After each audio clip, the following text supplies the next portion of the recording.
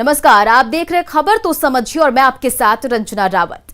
देश दुनिया में कोरोना कहर बरपा रहा है। बिहार में आंकड़े जरूर कम हो रहे हैं, लेकिन खतरा कम नहीं हुआ है। शायद इसलिए आज पीएम नरेंद्र मोदी ने कोरोना को बहरूपिया कह दिया। पूरी खबर देखेंगे और खबर को समझेंगे भी, लेकिन उससे पहले ये दो तस्वीर देखिए। ये दोनों तस्वीर व्यवस्था की पोल खोलती है, सिस्टम की संवेदनहीनता को बताते हैं। पहली तस्वीर वैशाली की है, जहां की तस्वीर शायद आप पहली बार देखेंगे। खेत में मरीज का इलाज हो रहा है। झोला छाप डॉक्टर दुकान सजाकर बैठे हैं क्योंकि सरकारी व्यवस्था नदारद है। दूसरी तस्वीर राजधानी पटना की है, जहां एक दो नहीं बल्कि 30-30 हाईटेक बेड धूल फांक रहे हैं, वो भी पिछले 6 महीनों से। जाहिर तौर पर यह लापरवाही की पराकाष्ठा है। अब आपको दिखाते हैं एक ऐसी तस्वीर जिसे देखकर आप हैरान रह जाएंगे। ये तस्वीर है वैशाली के महुआ अनुमंडल की। यहां पीपल पेड़ के नीचे मरीजों का इलाज चल रहा है। हालांकि खबर दिखाए जाने के बाद सिस्टम एक्शन में है और डीएम से जांच रिपोर्ट मांग ली गई है।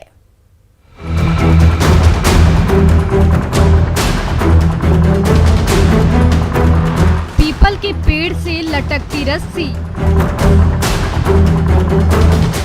रस्सी से लटकती सिलाइन की बोतल,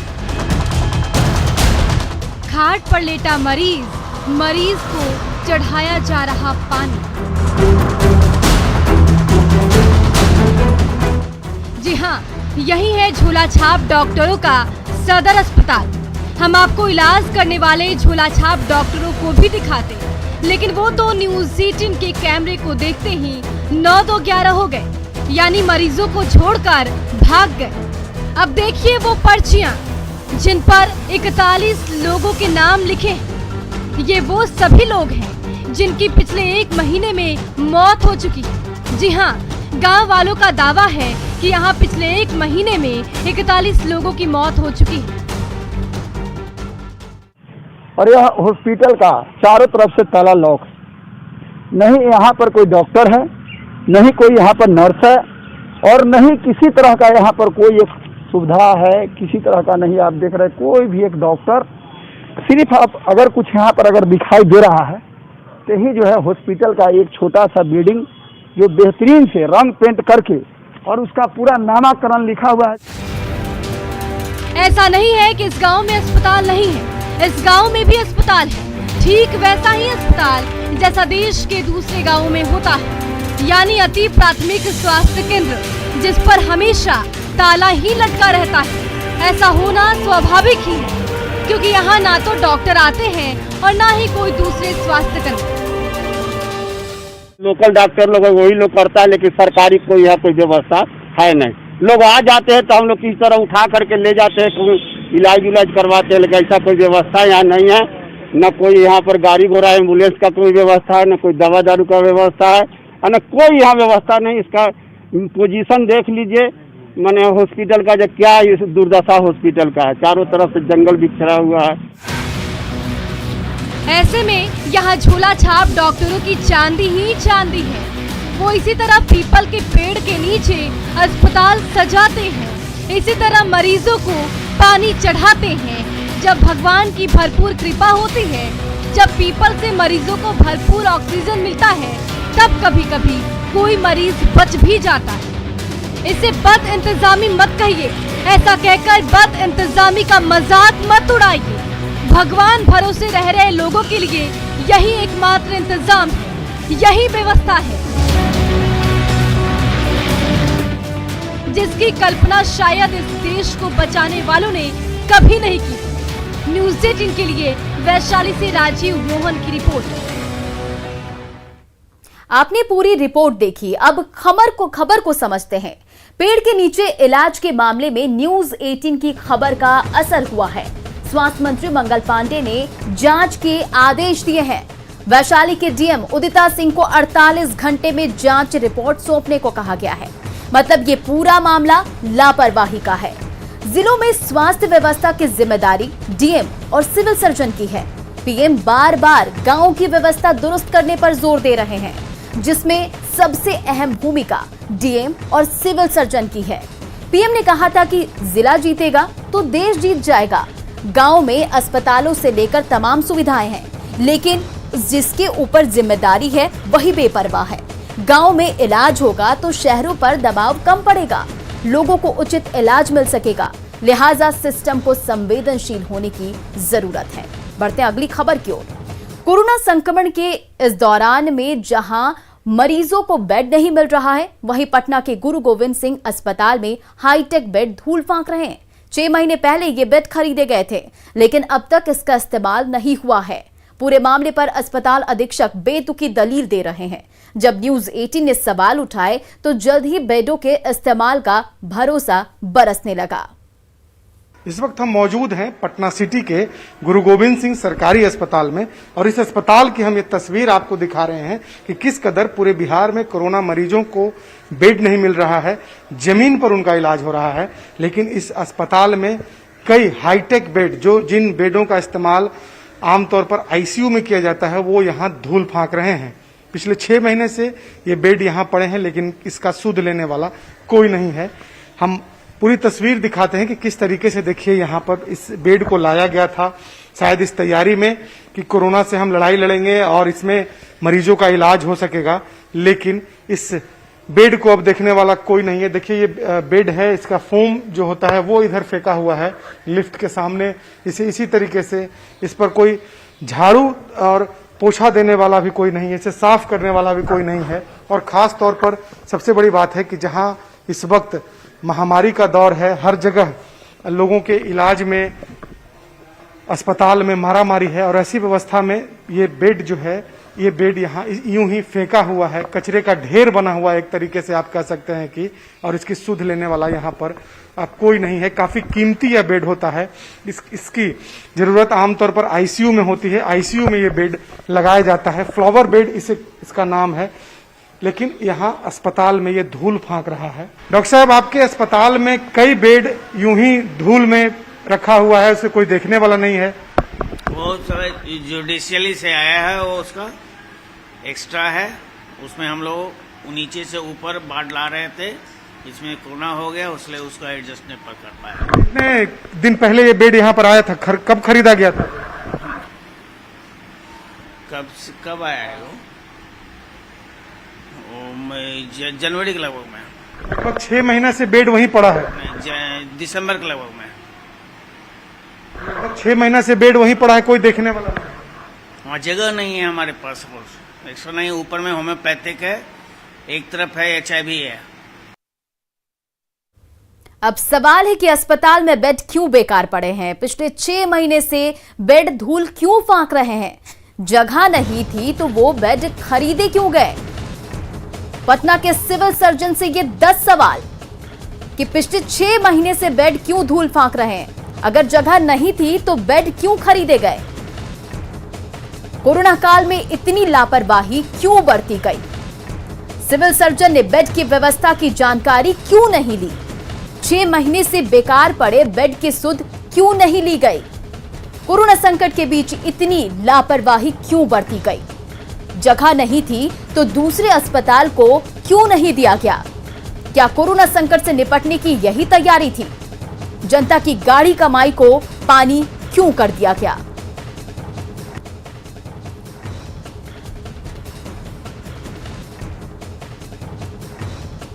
अब इस खबर को समझिए। लापरवाही की वजह से लोगों को दिक्कतों का सामना करना पड़ता है, लोगों को इलाज नहीं मिल पा रहा है। गुरु गोविंद सिंह अस्पताल में 6 महीने से बेड पड़े हैं, तकरीबन 30 बेड। 1-2 नहीं, 30 बेड बेकार पड़े हैं। ये बेड की कीमत करीब 25,000 रुपए है। एक बेड की कीमत तकरीबन 25,000 रुपए है, मतलब 7.5 लाख रुपए की संपत्ति बेकार कर दी गई। 6 महीने से बेड को इंस्टॉल नहीं किया गया। व्यवस्था को दुरुस्त करने की जिम्मेदारी सिविल सर्जन की है। अब एक ऐसी खबर जो आपके लिए बेहद जरूरी है। कोरोना महामारी के बीच अब आप घर पर ही खुद से कोविड-19 टेस्ट कर सकते हैं। आईसीएमआर ने कोविड के लिए होम बेस्ड टेस्टिंग किट को मंजूरी दे दी है। ये किट कैसे काम करता है और कौन कौन लोग इसका इस्तेमाल कर सकते हैं, इसे देखिए फिर खबर को समझेंगे। माईलैब कोविसेल्फ ऐप, ये आपको ऐप स्टोर या गूगल प्ले से आप डाउनलोड कर सकते हैं, उसकी जानकारी दी गई है। वो डाउनलोड करने के बाद आप टेस्ट करने के लिए तैयार हैं। अच्छा, ये यूज़र मैनुअल है, इसके हिसाब से ये पढ़ने के बाद आप आसानी से टेस्ट कर सकते हैं। बिल्कुल। और ऐप के बारे में बताऊं तो ये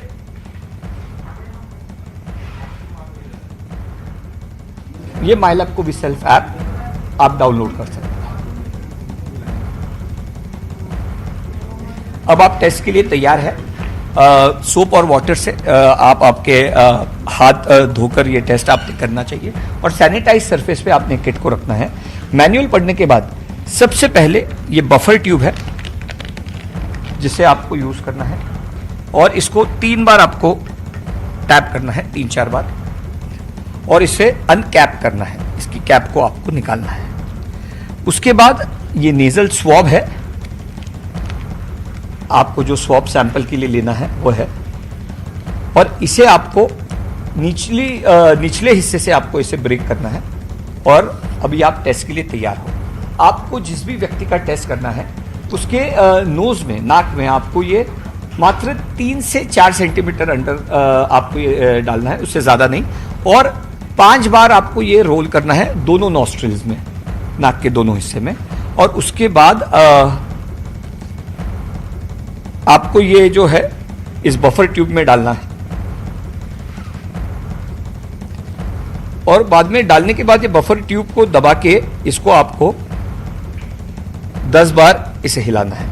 उसके बाद ये ब्रेकेज पॉइंट है, इस ट्यूब में रहते ही इस ब्रेकेज पॉइंट को आपको तोड़ना है ताकि ये स्वॉब अंदर रहे और कंटैमिनेशन का कोई खतरा ना रहे। ये करने के बाद आपको इसे ड्रॉपर को सील टाइट करना है और ये जो कैसेट है इसे फ्लैट सरफेस पे रख के इसका ये जो वेल है इस हिस्से में 2 बूंद आपको डालनी है, मात्र 2 बूंद। एक समान 2 बूंद हमारे इस ट्यूब से निकलती है, ये भी एक बड़ा इनोवेशन हमने किया है। 2 बूंद डालने के बाद आपको QR कोड आपके ऐप में स्कैन करना है और आपकी ऐप की प्रक्रिया शुरू हो जाती है। ये बफर इस कैसेट में ऊपर आता है और सबसे पहले C लाइन आती है। C लाइन आने का मतलब यह है कि आपने टेस्ट ठीक से कंडक्ट किया है, करेक्ट किया है। अगर आप पॉजिटिव हो तो जनरली आमतौर पर 5 से 7 मिनट में T लाइन आ जाती है। इसका मतलब C और T लाइन दोनों लाइन अगर आई है तो आप पॉजिटिव हो। आपको 15 मिनट का अलार्म हमारे ऐप में होता है। 15 मिनट का अलार्म बजने के बाद सिर्फ C लाइन आई है तो आप नेगेटिव हो, C और T लाइन पहले ही आ जाती है, आप पॉजिटिव हो। आपको और एक बात का ध्यान रखना है, सिर्फ T लाइन या कोई लाइन अगर नहीं आई है तो इसका मतलब ये इनवैलिड टेस्ट है, आपने ठीक से टेस्ट नहीं कंडक्ट किया। तो अगर फिर से टेस्ट करना हो तो नया किट इस्तेमाल करना पड़ेगा। टेस्ट किट का रिजल्ट आने के बाद आपको फिर से रिजल्ट को ऐप में इसका पिक्चर लेना है, भेजना है, ताकि आपको आपके ऐप पर ही आपका रिपोर्ट मिल जाएगा। उसके बाद हमने ये बायो हजार्ड बैग दी है इसका सेफ डिस्पोजल करने के लिए। इस बायो हजार्ड बैग में आपको ये कंटेंट्स जो है जो आपने टेस्ट में यूज किया, इस्तेमाल की हुई चीजें इसमें रखनी है, आपको डिस्पोज ऑफ करनी है। सील करके आप डिस्पोज करोगे तो कंटैमिनेशन का खतरा भी नहीं रहेगा। खबर तो समझिए कि होम जांच किट से क्या फायदे होंगे। अब लोगों को बार बार लैब जाने की जरूरत नहीं है। कोरोना के लिए एंटीजन और RT-PCR जांच की जाती है। एंटीजन की रिपोर्ट फौरन मिल जाती है, लेकिन RT-PCR जांच की रिपोर्ट तकरीबन 36 घंटे में आती है। होम किट से जांच में तेजी आएगी, साथ ही लोग घर बैठे ही कोरोना की जांच कर सकते हैं। होम टेस्टिंग के लिए गूगल प्ले स्टोर और एप्पल स्टोर से मोबाइल ऐप डाउनलोड करना होगा। मोबाइल ऐप के जरिए पॉजिटिव और नेगेटिव रिपोर्ट मिलेगी। आज एक बार फिर जिला अधिकारियों के साथ पीएम नरेंद्र मोदी ने कोरोना के हालात को लेकर बैठक की, जिसमें आज पीएम नरेंद्र मोदी ने कोरोना वायरस को बहरूपिया और धूर्त करार दिया। पीएम नरेंद्र मोदी ने कोरोना को क्यों कहा बहरूपिया, पहले जानिए फिर खबर को समझिए। देश में जारी कोरोना संकट के बीच गुरुवार को फिर पीएम मोदी ने जिला अधिकारियों से संवाद किया। इस संवाद में पीएम मोदी ने कोरोना की लड़ाई में अधिकारियों के अनुभव जाने और उन्हें गांवों को कोरोना मुक्त रखने का संदेश दिया। और मेरा आग्रह है, हमें गांव-गांव यही संदेश पक्का करना है कि हमें अपने गांव को कोरोना से मुक्त रखना है और लंबे अरसे तक जागरूकता से प्रयास करना है। इस दौरान पीएम मोदी ने जिला अधिकारियों से गांव में जागरूकता फैलाने को कहा और लोगों के अंदर विश्वास पैदा करने का मंत्र भी दिया। आशा करता हूं कि आप और अधिक सफलता प्राप्त करेंगे, तेजी से सफलता प्राप्त करेंगे और जन सामान्य के अंदर विश्वास पैदा करेंगे। सामान्य मानवीय का विश्वास विजय की सबसे बड़ी जड़ी बूटी है, सबसे बड़ी जड़ी बूटी है। इससे बड़ी जड़ी बूटी नहीं हो सकती है और ये काम आप आसानी से कर सकते हैं। जिला अधिकारियों से बातचीत में पीएम मोदी ने कोरोना वायरस को बहरूपिया कहा और सभी को इस रूप बदल रहे वायरस की चुनौती से आगाह किया। ये वायरस म्यूटेशन में स्वरूप बदलने में माहिर है, एक प्रकार से बहुरूपिया भी है और ये वायरस धूर्त भी है। तो हमारे तरीके और स्ट्रेटेजी भी डायनेमिक होने चाहिए। कोरोना की दूसरी लहर के बाद अब वैज्ञानिक तीसरी लहर की भी चेतावनी दे रहे हैं और उसे बच्चों के लिए ज्यादा खतरनाक बता रहे हैं। इस खतरे की चर्चा भी पीएम मोदी ने संवाद में की और सभी को तैयार रहने को कहा। साथियों, सेकंड वेव के बीच वायरस म्यूटेशन की वजह से अब युवाओं और बच्चों के लिए भी ज्यादा चिंता जताई जा रही है। अभी तक हमारी जो रणनीति रही है, आपने जिस तरह फील्ड में काम किया है, उसने इस चिंता को उतना गंभीर होने से रोकने में मदद तो की है, लेकिन हमें आगे के लिए और अधिक तैयार रहना ही होगा। संवाद के दौरान पीएम मोदी ने टीकाकरण पर भी चर्चा की। स्वास्थ्य मंत्रालय की तरफ से 15 दिन के टीकों की उपलब्धता की जानकारी राज्यों को दी जा रही है। वैक्सीन सप्लाई टाइमलाइन की स्पष्टता होने से टीकाकरण से जुड़े मैनेजमेंट में आप सभी को और आसानी होने वाली है। बता दें कि पूरी चर्चा के दौरान पीएम मोदी ने कोविड प्रोटोकॉल के पालन को लेकर जागरूकता पर बल दिया। साथ ही गांव-गांव टेस्टिंग बढ़ाने की भी बात कही। कोरोना के इस संकट काल में ये दूसरी बार है जब पीएम मोदी ने जिला अधिकारियों से संवाद किया है, जिसमें पीएम ने उम्मीद जताई है कि जिला अधिकारी अपने अपने जिलों को महामारी मुक्त करेंगे और देश को इस महामारी पर जीत जरूर मिलेगी। Bureau report, news 18 network. खबर को समझिए कि पीएम ने क्यों कहा कोरोना को बहुरूपिया। दरअसल कोरोना बार बार रूप बदलने में माहिर है, लिहाजा बचने के तरीके और स्ट्रैटेजी भी बदलने की जरूरत होगी। पीएम ने साफ साफ कहा कि संक्रमण माइनर स्केल पर है, तब भी चुनौती है। गांव में ज्यादा ध्यान देने की जरूरत है। पीएम नरेंद्र मोदी ने युवाओं और बच्चों के लिए चिंता जताई। दूसरी के बाद तीसरी लहर की आशंका जताई है। पीएम नरेंद्र मोदी ने आगे की तैयारियों के लिए अलर्ट रहने को कहा है। अब आइए जानते हैं पिछले 24 घंटे में बिहार के कोरोना अपडेट क्या हैं। बिहार में पिछले 24 घंटे में 5,871 नए केस मिले हैं। पटना में 1281 कोरोना मरीजों के पुष्टि हुई है। वहीं कोरोना से 24 घंटे में 98 मरीजों की मौत हुई है। मंगलवार को सबसे ज्यादा 111 मौत का आंकड़ा दर्ज किया गया था। 24 घंटे में 1,40,070 सैंपल की जांच हुई। अब राज्य में कुल 6,17,397 मरीज ठीक हुए हैं। वर्तमान में एक्टिव मरीजों की जो संख्या है वो 54,406 है। कोरोना मरीजों का रिकवरी प्रतिशत 91.32 है। कल रिकवरी रेट 90.64% थी। मतलब हर रोज रिकवरी रेट बढ़ रही है, जो बिहार वासियों के लिए अच्छी खबर है। नेटवर्क 18 यह सुनिश्चित करना चाहता है कि हर भारतीय को कोविड-19 का टीका मिले। टीकाकरण जागरूकता बढ़ाने के लिए नेटवर्क 18 और फेडरल बैंक की पहल संजीवनी शॉर्ट ऑफ लाइफ को सपोर्ट करें। हेल्थ एक्सपर्ट अपोलो 24/7 आपके साथ है।